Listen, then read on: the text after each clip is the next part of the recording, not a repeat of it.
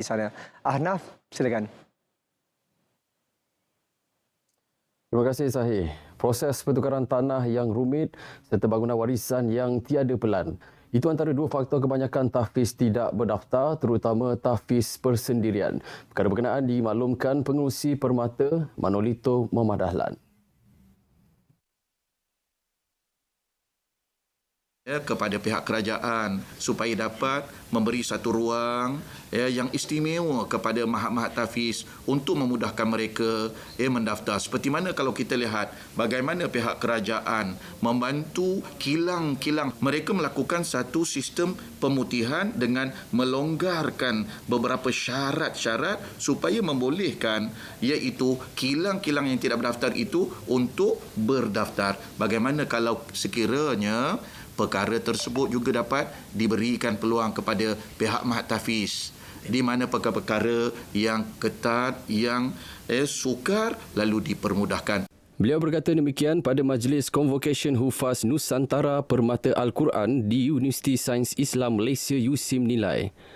Pada majlis ini turut disampaikan anugerah khas Hufaz kepada bekas Imam Besar Masjid Negara Tan Sri Sheikh Ismail Muhammad. Anugerah disampaikan oleh Naib Chancellor USIM Profesor Dr. Sharifuddin Masyarani.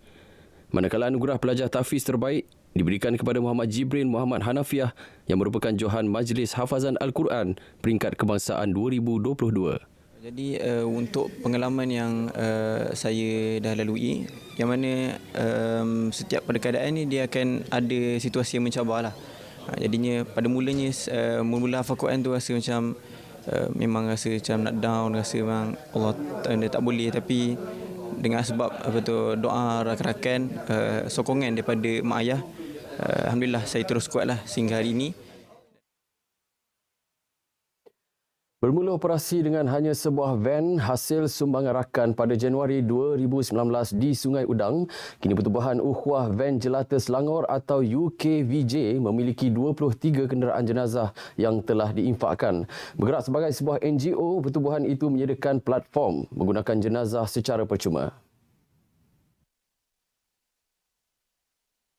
Menurut setiausahanya Abdul Hadri Hakimi, perkhidmatan mereka adalah khusus buat golongan yang tidak berkemampuan seperti asnaf, gelandangan, OKU, penghuni rumah kebajikan serta mu'alaf. UKVJ turut mempunyai cawangan di seluruh negara dengan 500 sukarelawan yang aktif dan terbahagi kepada 3 unit pengurusan jenazah iaitu unit task force, unit van jenazah dan unit bilal muslimin dan muslimah. Matlamat kami adalah untuk mendidik generasi muda. Bila tetap kematian, orang akan pergi kepada masjid ataupun orang tua. So, kita nak cuba tukarkan persepsi ini supaya mereka, generasi muda ni lebih terdedah tentang pengurusan jenazah ni, iaitu fardu kifayah kita lah. Dan wajib kita kena tahu adab dan tertib dia. UKVJ turut menyediakan kursus pengurusan jenazah secara percuma. Kalau kita takut, mula-mula kita takut, tapi kalau hari-hari kita datang, setiap kali ada kes kematian, kita hadirkan diri kita untuk ikut, untuk tahu, untuk belajar. InsyaAllah dalam tempoh sebulan, 2 bulan, 3 bulan, insyaAllah kita dah boleh buat sendiri, insyaAllah. Setakat ini, UKVJ telah berjaya menguruskan 2,270 pengangkutan jenazah secara percuma. Orang ramai yang ingin mendapatkan khidmat van jenazah boleh menghubungi talian 24 jam seperti tertera. Meredah laluan belantara Kota Belud yang berbukit dan berlumpur menjadi cabaran buat peserta misi kemanusiaan Borneo Safari 2022 dalam usaha menyampaikan bantuan kepada penduduk pedalaman. Misi tahunan yang telah bermula sejak tahun 1991 ini telah ditangguhkan selama 2 tahun akibat wabak COVID-19. Misi bantuan memfokuskan persediaan menghadapi bencana dalam kalangan penduduk dengan kerjasama Persatuan Kenderaan Pacuan 4 Roda Sabah SFWDA.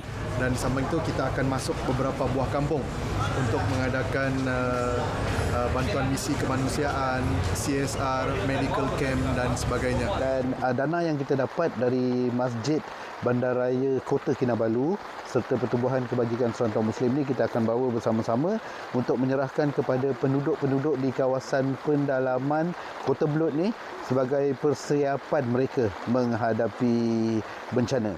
Bantuan RM15,000 berupa khidmat rawatan perubatan serta barangan keperluan harian telah diserahkan kepada masyarakat di 4 kampung di Kota Belud.